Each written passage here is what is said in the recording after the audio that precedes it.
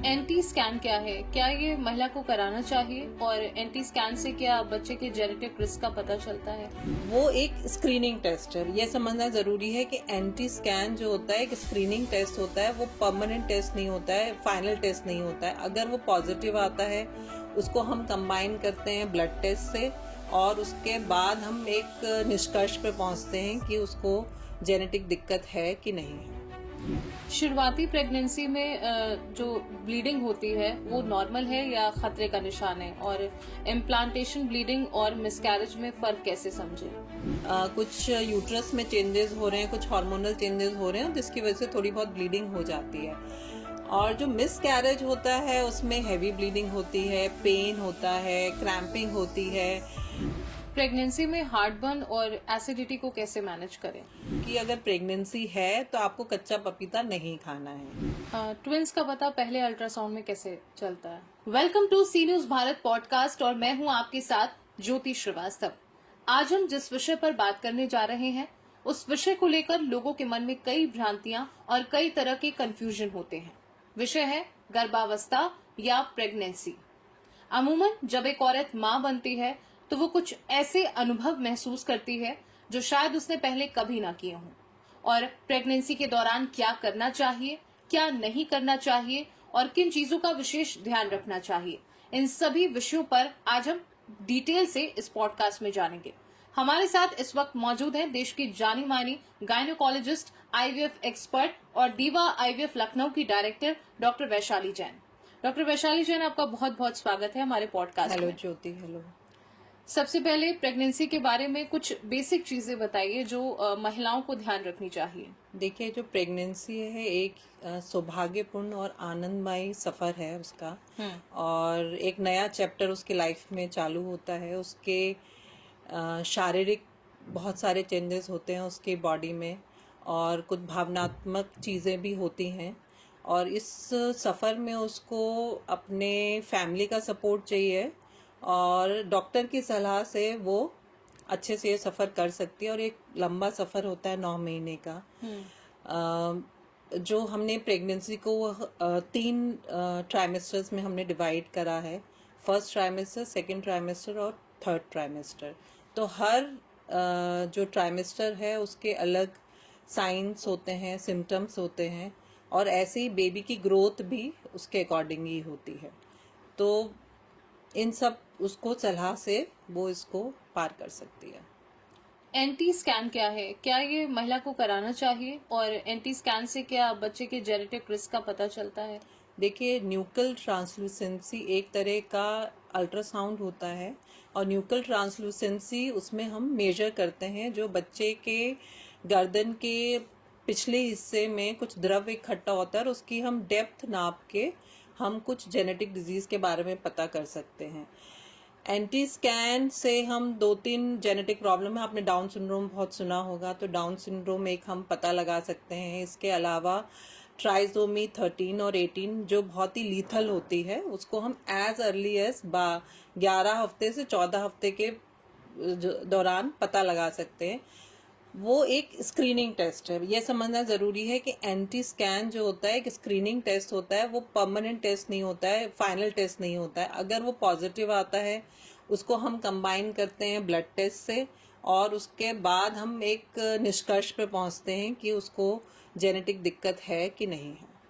पहली बार अल्ट्रासाउंड कब कराना चाहिए? 6 से 8 हफ्ते, 11 से 15, और या फिर इन दोनों में फर्क क्या है? कौन सा बेटर है? एक्चुअली बेटर और वो तो नहीं हम कह पाएंगे क्योंकि हर अल्ट्रासाउंड की एक अपनी इम्पोर्टेंस है। जो 6 हफ्ते से 8 हफ्ते पे हम अल्ट्रासाउंड करते हैं वो बेसिकली हम प्रेगनेंसी की लोकेशन क्या है, बच्चे की हार्ट बीट आ गई है कि नहीं आ गई है, वो जुड़वा तो नहीं है, ट्रिपलेट्स तो नहीं है, या फिर उसमें जो है कोई और कॉम्प्लिकेशंस तो नहीं डेवलप हो रही हैं। और स्पेशली डेटिंग के लिए भी हम अर्ली स्कैन करते हैं 6 से 8 हफ्ते वाला। और 11 से 14 हफ्ता जो एंटी स्कैन होता है उसके बारे में मैंने आपको बता ही दिया है। तो दोनों की अपनी इम्पोर्टेंस है। एक वायबिलिटी ऑफ प्रेगनेंसी के लिए 6 से 8 हफ्ते वाला अल्ट्रासाउंड होता है और 11 से 14 हफ्ते वाला जो एंटी स्कैन होता है उसमें एज अर्ली एज हम बच्चे में कोई जेनेटिक प्रॉब्लम या कोई और स्ट्रक्चरल प्रॉब्लम डेवलप हो रही है कि नहीं, हम वो डिटेक्ट कर सकते हैं। तो दोनों ही अल्ट्रासाउंड की इम्पोर्टेंस है। शुरुआती प्रेगनेंसी में जो ब्लीडिंग होती है वो नॉर्मल है या खतरे का निशान है, और इम्प्लांटेशन ब्लीडिंग और मिसकैरेज में फर्क कैसे समझे? देखिए, जो शुरुआत में किसी भी महिला को जब ब्लीडिंग हो सकती है, जैसे उसका पीरियड आने का टाइम है और वो पीरियड मिस हो गया, तो थोड़ी सी स्पॉटिंग हो सकती है उसको, जो उसको फॉल्स दे सकते हैं कि उसको पीरियड आ गया। लेकिन वो हम उसको इम्प्लांटेशन ब्लीडिंग बोलते हैं, क्योंकि वो कुछ यूट्रस में चेंजेस हो रहे हैं, कुछ हार्मोनल चेंजेस हो रहे हैं, जिसकी वजह से थोड़ी बहुत ब्लीडिंग हो जाती है। और जो मिस कैरेज होता है उसमें हैवी ब्लीडिंग होती है, पेन होता है, क्रैम्पिंग होती है, और जो है उसके बाद एबॉर्शन के चांसेस भी बढ़ जाते हैं। तो दोनों में काफ़ी डिफरेंस है। और इम्प्लांटेशन ब्लीडिंग हम एक प्रोसेस ऑफ फिजियोलॉजी हम मान लेते हैं, और मिस कैरेज जो है या वो इट कैन लीड टू, मतलब it is a sign of abortion. Morning sickness के कारण क्या होते हैं, और उल्टी या मिचली से बेबी की सेहत पर असर पड़ सकता है? मॉर्निंग सिकनेस एक फिजियोलॉजिकल फिनोमिना है। बहुत सारे आपने देखा होगा कि उससे भी हम पहले ज़माने में उससे भी हम आइडेंटिफाई करते थे कि वुमेन प्रेग्नेंट है। और बहुत सारे हार्मोनल चेंजेस हो रहे हैं, बच्चा पेट में आया है, वूम में आया है, तो उसकी वजह से बहुत सारे हार्मोनल चेंजेस, स्पेशली जो HCG हार्मोन होता है वो सिक्रीट होता है, जिसकी वजह से मॉर्निंग सिकनेस होती है, नौजिया होता है। तो ये तो एक हार्मोनल कारण है। इसके अलावा भी इवोल्यूशनरी कारण भी हम मानते हैं कि अगर शुरू के 3 महीने बेबी डेवलप हो रहा है, बहुत सारी चीज़ें उसको ध्यान में रख के करनी होती हैं, कुछ गलत ना खा ले महिला, कुछ नुकसान ना कर दे बच्चे को। तो एक प्रिकॉशनरी मेथड भी हो गया कि महिला का नौजिया हो रहा है तो हो सकता है कि वो बहुत सारी चीज़ें अवॉइड करे जो बेबी को हार्म कर सकती हैं। तो फिजियोलॉजिकल और इवोल्यूशनरी कारणों की वजह से हम मॉर्निंग सिकनेस को मानते हैं, और इससे बच्चे को कोई नुकसान नहीं होता है। ये एक पार्ट ऑफ फिजियोलॉजी है। शुरू के 3 महीने आपको नौजिया होगा, उस समय बेबी के वेट का और उसका कंसर्न नहीं होता है, उसके बॉडी पार्ट्स बन रहे होते हैं, तो उसमें कोई भी दिक्कत नहीं होती है। खाने की बात अभी हुई है, तो महिलाओं को प्रेगनेंसी के दौरान पपीता और पाइनएप्पल खाने के लिए मना किया जाता है, तो क्या सच है या फिर एक भ्रांति? नहीं, भ्रांति नहीं, इसमें थोड़ा सा पॉजिटिव है, थोड़ा सा नेगेटिव है। भ्रांति तो मैं नहीं कहूँगी। जो पपाया है उसमें एक पपेन करके एंजाइम होता है और लेटेक्स होता है, स्पेशली जो कच्चा पपीता होता है, तो वो क्या करता है कि वो यूट्राइन कॉन्ट्रैक्शंस को, बच्चेदानी के संकुचन को बढ़ाता है। तो कभी कभी अबॉर्शन के चांसेस होते हैं, लेकिन वो अगर बहुत एक्सेस में लिया जाए, अगर आप मॉडरेट अमाउंट में ले रहे हैं या कम ले रहे हैं तो दिक्कत नहीं करेगा। तो बेसिकली आपकी अगर प्रेगनेंसी है तो आपको कच्चा पपीता नहीं खाना है, ठीक है, that is for sure. Moderate और वो भूल जाइए। पका हुआ पपीता आप खा सकते हैं, लेकिन एक नॉर्मल अमाउंट में। ऐसे पाइनएप्पल जो है उसमें भी ब्रोमलिन करके एक सब्सटेंस होता है जो यूट्राइन कॉन्ट्रैक्शन को बढ़ाता है। तो एज सच पपाया या पाइनएप्पल में बहुत सारे न्यूट्रिएंट्स भी होते हैं, विटामिन सी भी होता है, और बहुत तरह तरह के विटामिन्स होते हैं उसमें, तो उनकी न्यूट्रिशन वैल्यू अपनी जगह है। अगर उसको नियमित अमाउंट में खाया जाए तो वो नुकसान नहीं करेगा, पका हुआ पपीता और पाइनएप्पल। प्रेगनेंसी में हार्टबर्न और एसिडिटी को कैसे मैनेज करें? जो फीमेल में हार्मोनल चेंजेस हो रहे हैं ड्यूरिंग प्रेगनेंसी, वो डाइजेशन को अफेक्ट करते हैं। आपका जो इंटेस्टाइन है उसकी मोटिलिटी कम हो जाती है, तो कोई भी फूड डाइजेस्ट नहीं हो पाता है। तो इसलिए हार्ट बर्न होने के चांसेस बहुत होते हैं। तो इसमें क्या हम सजेस्ट करते हैं कि महिला को इंस्टेड ऑफ 3 बड़ी मील लेने के, हम कहते हैं थोड़ा थोड़ा थोड़ा खाए, ताकि वो डाइजेस्ट होता रहे। इसके अलावा अगर उसको बहुत ही ज़्यादा दिक्कत हो रही है तो हम लोग कुछ मेडिसिन भी प्रिस्क्राइब करते हैं। ठंडा दूध ले सकती है वो, और क्या कहते हैं जो है कुछ खाने पान में अपने बदलाव कर सकते हैं, जैसे तला भुना और मिर्च मसाले वाली चीज़ें कम कर दें, क्योंकि उनका डाइजेशन इस समय अफेक्टेड होता है। अगर मिसकैरेज हो गया है तो क्या नई प्रेगनेंसी में एक्स्ट्रा केयर की जरूरत पड़ती है? देखिए, मिसकैरेज जो है, फर्स्ट मिसकैरेज हो गया है तो यूजुअली फीटल फैक्टर होता है, हम उसमें कहते हैं 62% केसेस में वो बेबी सक्षम नहीं था कि वो इस दुनिया में आ सके। लेकिन अगर रिपीटेड अबॉर्शंस हो रहे हैं, मान ली फर्स्ट हो गया फिर सेकंड हो गया, तो उसका इवैल्यूएशन बहुत ज़रूरी है। कुछ ब्लड टेस्ट होने हैं, कुछ अल्ट्रासाउंड होने हैं, कुछ जेनेटिक टेस्ट भी कभी कभी कराने पड़ते हैं to find out the cause कि कॉज क्या थी जिसकी वजह से अबॉर्शन हुआ। 10% में कोई कॉज भी नहीं हमें मतलब पता चलता है। तो द बॉटम लाइन इज कि अगर आपको एक मिसकैरेज हो गया है तो आप जब भी नेक्स्ट प्रेगनेंसी प्लान कर रहे हैं तो डॉक्टर की सलाह से प्रेगनेंसी प्लान करें। और एक pre conceptional counselling is very important.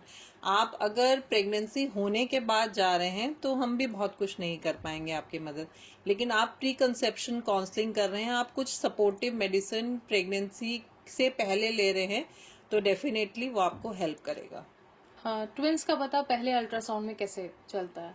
Twins का पता तो फर्स्ट अल्ट्रासाउंड में सबसे अच्छा पता चलता है, और 6 से 8 हफ्ते में जब हम देखते हैं तो वाइबिलिटी भी देखते हैं, साथ में एक सैक है कि 2 सैक हैं कि 3 सैक हैं, वो आपस में जुड़े हुए हैं, आइडेंटिकल ट्विंस हैं, वो सारी चीज़ें हम फर्स्ट अल्ट्रासाउंड जो 6 से 8 हफ्ते पे होता है काफ़ी हद तक हम क्लियर कर लेते हैं। एक वैनिशिंग ट्विन करके भी एक सिचुएशन होती है जिसमें अर्ली प्रेगनेंसी में तो ट्विंस नजर आ रहे हैं, लेकिन जब हम आप धीरे धीरे आप उसको बढ़ाएंगे तो कभी कभी एक ट्विन डिसअपियर हो जाता है, तो वैनिशिंग ट्विन टाइप की भी चीज़ होती है। तो अगर ट्विन प्रेगनेंसी है तो हमें फॉलोअप में तो रहना पड़ेगा। कहते हैं कि ट्विंस प्रेगनेंसी में बहुत रिस्क होता है, तो क्या वाकई? देखिए, वाकई वर्ड ये है कि twin pregnancy high risk pregnancy है। ट्विन प्रेगनेंसी में मॉनिटरिंग की बहुत ज़रूरत है। ट्विन प्रेगनेंसी में जो है अगर आइडेंटिकल ट्विंस या मोनोजाइगोटिक ट्विंस होते हैं, मतलब बच्चा जो है एक ही झिल्लियों के अंदर है। अगर डाइजाइगोटिक में मतलब 2 अलग अलग सैक हैं और 2 अलग प्लेसेंटा और सब कुछ अलग अलग है तो ज़्यादा दिक्कत नहीं होती है, लेकिन एक ही झिल्ली के अंदर है तो ग्रोथ अफेक्ट होती है। और ट्विंस में एज सच ट्विन की मदर को एनीमिया होने के चांसेस होते हैं, ब्लड प्रेशर ज़्यादा होने के चांसेस होते हैं, प्रीटर्म डिलीवरी होने के चांसेस होते हैं, और ये बच्चे कभी कभी एनआईसीयू में भी जाते हैं।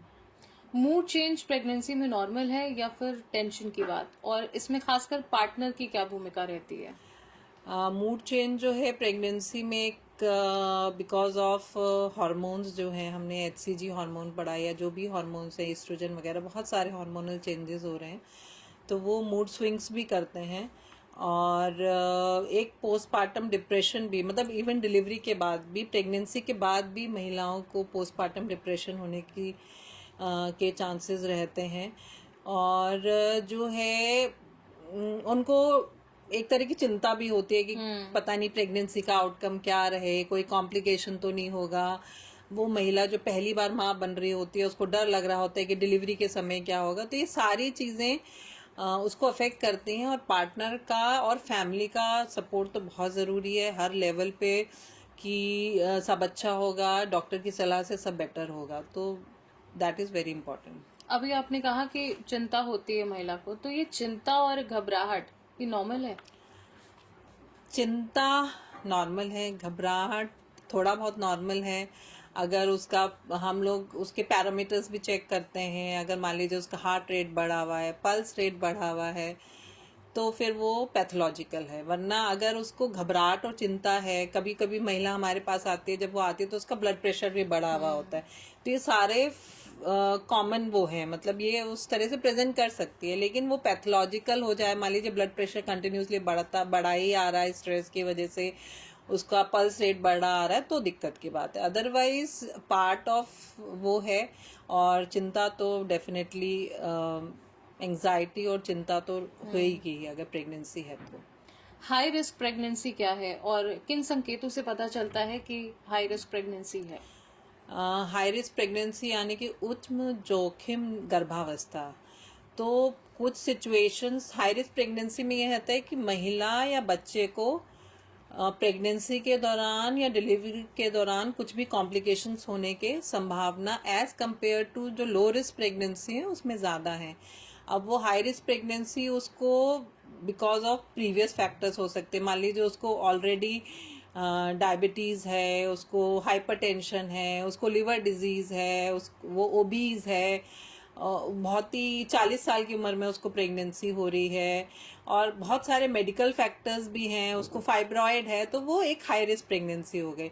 या फिर जब हम पेशेंट को मॉनिटर कर रहे हैं ड्यूरिंग प्रेगनेंसी, हम उसको देख रहे हैं थ्रू आउट प्रेगनेंसी, और कोई चीज़ डेवलप हो जाती है, जैसे उसका ब्लड प्रेशर प्रेगनेंसी में बढ़ जाता है, उसका शुगर बढ़ जाता है, उसको उसको जॉन्डिस हो जाता है, बेबी के आसपास पानी कम हो जाता है, बेबी जो है कि ग्रोथ कम हो रही होती है, प्लेसेंटा की लोकेशन जो है एबनॉर्मल हो जाती है, नीचे हो जाता है, बच्चे की पोजीशन वो ट्रांसवर्स में चला जाता है या ब्रीच हो जाता है, तो वो फिर एक normal pregnancy high risk pregnancy में कन्वर्ट हो जाती है।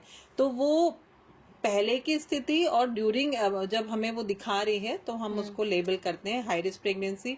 और हाई रिस्क प्रेगनेंसी का मेन ये है कि उसको किसी एक तो एक्सपीरियंस डॉक्टर, और दूसरा जो टर्शरी केयर सेंटर बोलते हैं, जहाँ पे सब तरह की सुविधा अवेलेबल हो, ब्लड बैंक हो, जहाँ पे मदर को कोई कॉम्प्लिकेशन हो तो आपके पास एक अच्छी टीम हो, और बेबी को अगर दिक्कत हो तो आपके पास नियोनेटल इंटेंसिव यूनिट हो। तो ये सारी चीज़ों के को ध्यान में रखते हुए उसकी डिलीवरी होनी होती है। तो गवर्नमेंट भी ऐसा कर रही है कि आशा बहू और वो सब जब मॉनिटर कर रहे हैं, अगर लो रिस्क प्रेगनेंसी है तो वो पीएचसी सीएचसी में डिलीवर हो सकते हैं, जब वो हाई रिस्क प्रेगनेंसी है तो उसको टर्शरी केयर सेंटर में ही डिलीवर होना है।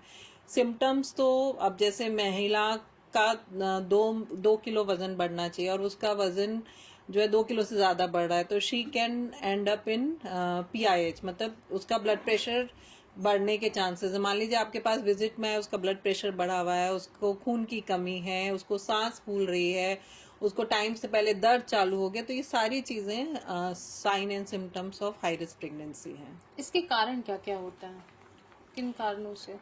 कारण तो अगर हम आइडेंटिफाई करें तो कारण महिला को अगर पहले से ही कोई डिजीज़ है तो प्रेगनेंसी उस डिजीज़ को एक्सेलरेट करेगी। मान लीजिए उसको हार्ट डिजीज़ है तो प्रेगनेंसी उसको बढ़ा सकती है, उसकी डिजीज़ को। उसको शुगर है तो एज सच जो प्रेगनेंसी एक डायबिटोजेनिक कंडीशन है, ब्लड प्रेशर प्रेगनेंसी में ब्लड प्रेशर होने के चांसेस एज कम्पेयर टू एक नॉन प्रेग्नेंट फीमेल ज़्यादा होते हैं। तो प्रेगनेंसी में जितने भी फिजियोलॉजिकल चेंजेस हो रहे हैं, जितने भी हार्मोनल चेंजेस हो रहे हैं बॉडी में, वॉल्यूम बढ़ रहा है, वेट बढ़ रहा है, तो ये सारी चीज़ें ऐड करती हैं उसको convert into high risk pregnancy.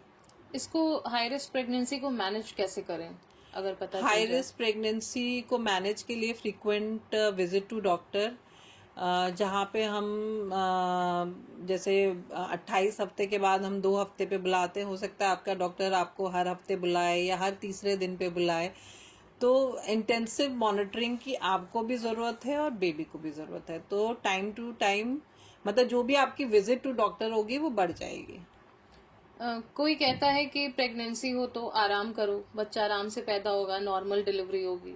कोई कहता है कि काम करते रहो, एक्टिव रहोगे तो नॉर्मल डिलीवरी होगी। और पहले के टाइम में लोग कहते भी थे कि बैठ के पोछा लगाओ तो नॉर्मल डिलीवरी के चांसेस बढ़ जाते हैं। और आजकल तो अगर थोड़ी सी भी जैसे 5 to 6 मंथ हो गया तो एक महिला झुकने में भी संकोच करती है कि कहीं कोई प्रॉब्लम ना हो जाए। तो ये दोनों चीजों में फैक्टर्स कितने हद तक सही हैं और कितने हद तक गलत? देखिए, फिजिकल एक्टिविटी के लिए हम नहीं मना करते हैं, और आपकी अगर लो रिस्क प्रेगनेंसी है तो आप आराम से काम करिए, कोई दिक्कत नहीं है, जितनी आपकी बॉडी आपको अलाउ करे। मतलब किसी की कैपेसिटी, हर महिला की कैपेसिटी डिफरेंट होती है, तो जितना आपकी बॉडी बिना थके आपको अलाउ कर रही है आप उतना फिजिकल वर्क कर सकते हैं। लेकिन आपकी हाई रिस्क प्रेगनेंसी है, मान लीजिए आपकी आंवल नीचे है, प्लेसेंटा नीचे है, तो डेफिनेटली हम कहेंगे कि आप रेस्ट करिए। आपको प्रेगनेंसी के किसी भी स्टेज में आपको ब्लीडिंग स्टार्ट हो जाती है तो हम कहेंगे कि आप रेस्ट करिए। तो अगर आपकी लो रिस्क प्रेगनेंसी है तो कोई भी रेस्ट की ज़रूरत ही नहीं है, आप अपना रूटीन वर्क कर सकते हैं। हम लोग स्ट्रेनुअस वर्क के लिए डेफिनेटली मना करते हैं कि आप भागे नहीं, आप जब वॉक करें तो आराम से चढ़िए। सीढ़ी चढ़ने को भी हम मना नहीं करते हैं, लेकिन आपके अगर डेफिनेटली हाई रिस्क प्रेगनेंसी है तो थोड़ा सा हम आपको रेस्ट एडवाइस करते हैं। कहते हैं कि जब प्रेग्नेंट हो तो नारियल खा लो, केसर खा लो तो बच्चा गोरा और हष्ट पुष्ट पैदा होगा। तो क्या देखिए, ये सच्चाई है? नारियल और जो है केसर वगैरह जो है कलर तो जीन्स पे डिपेंड करता है, मतलब आपकी जो जीन्स है आपके उस पर डिपेंड करता है। हाँ, लेकिन ये चीज़ें खाने से आपका न्यूट्रिशन लेवल बढ़ता है, तो डेफिनेटली बच्चा तंदुरुस्त और अच्छा पैदा होता है। दैट इज़ द ओनली वो, मतलब कलर का इससे कोई लेना देना नहीं है। ओके। कई बार ऐसा देखा जाता है कि जब महिलाएं प्रेग्नेंट होती हैं तो अमूमन उनका खट्टा खाने को मन करता है, तो इसके पीछे क्या साइंटिफिक रीजन है कोई? खट्टा खाने का मन करता है। खट्टा तो एक्चुअली क्या है कि ये भी सब आपके टेस्ट बड्स जो होते हैं वो चेंजेस हो रहे होते हैं, हार्मोनल चेंजेस हो रहे हैं, आपके इमोशनल चेंजेस हो रहे होते हैं। तो ये सारी चीज़ें आपको कहीं ना कहीं मोटिवेट करती हैं आप खट्टा खाइए। तो that is the only reason कि खट्टा खा रहे हैं, और कोई नुकसान नहीं है, विटामिन सी मिल रहा है उससे, तो और अच्छी बात है। प्रेगनेंसी के दौरान आयरन की कमी से समस्याएं होती हैं, तो ऐसा क्या किया जाए कि आयरन की कमी हो ही ना? देखिए, जो प्रेगनेंसी है वो एक फिजियोलॉजिकल एनीमिया प्रेगनेंसी में होता ही है। मतलब क्योंकि मदर का जो ब्लड वॉल्यूम है वो बढ़ जाता है, बेबी को अपनी ग्रोथ के लिए आयरन चाहिए होता है, तो डिमांड बढ़ जाती है। प्रेगनेंसी में डिमांड बढ़ जाती है, तो हमें डाइट के साथ हमें आयरन की कैप्सूल्स लेनी ही पड़ती हैं। 30 to 60 मिलीग्राम एक्स्ट्रा चाहिए होता है एज कम्पेयर टू हमारी डाइट। हम कितनी भी डाइट ले लेंगे वो पूरा नहीं होगा, तो हमें आयरन कैप्सूल्स तो लेनी ही लेनी है। उसको हम सप्लीमेंट कर सकते हैं मेडिसिन खाने पीने से। जैसे आयरन रिच डाइट होती है, उसमें आपका चुकंदर है, गाजर है, हरी सब्जियां हैं, चना ले लीजिए, एप्पल ले लीजिए। तो फ्रूट्स और वेजिटेबल्स जिसमें भी आयरन होने की कंटेंट ज़्यादा है आप वो खाइए। तो दोनों चीज़ों को करने से आपका एनीमिया के चांसेस कम हो जाते हैं। कई बार महिला की डिलीवरी 9 मंथ की जगह 7th मंथ में ही हो जाती है, और कहा जाता है कि जब बच्चा टाइम से पहले ही पैदा हो जाए तो अक्सर वो बीमार ही रहता है, तो क्या ये सही है? नहीं, ऐसा तो नहीं है। जो थोड़े उसके सिस्टम है वो देर से डेवलप होते हैं। 7th मंथ के बच्चे भी अच्छा सा प्रोग्रेस करते हैं अगर वो एंटीनेटल पीरियड में मैनेजमेंट ठीक हुआ हो। कुछ इंजेक्शन्स हम लगाते हैं, फेफड़े मजबूत करने का इंजेक्शन लगाते हैं, ब्रेन डेवलपमेंट के लिए इंजेक्शन्स लगाते हैं। तो और अभी तो नियोनेटल यूनिट्स बहुत एक्सटेंसिवली बहुत ही अच्छी हो गई हैं। तो ये बच्चे भी जो टर्म बेबीज हैं उन्हीं की तरह प्रेजेंट करते हैं, और उनका IQ और एक्टिविटी भी सेम रहता है। बहुत बहुत धन्यवाद आज के इस पॉडकास्ट में हमें ये महत्वपूर्ण जानकारियां देने के लिए।